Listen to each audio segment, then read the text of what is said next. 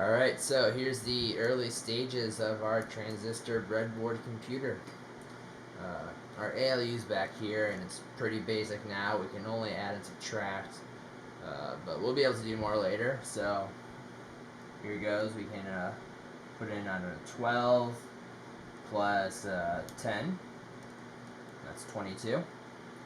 We could put in, 7 plus 8 is 15. And we can put in any combination of two 4-bit numbers. But what's fun is we can also subtract by enabling our subtraction. So go ahead and put in 15 over here. So 15 minus 0 is 15, or 15 minus 4 is 11, or 15 minus 12 is 3, or 15 minus 14 is 1.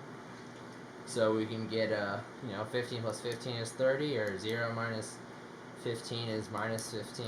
So that's where we're at.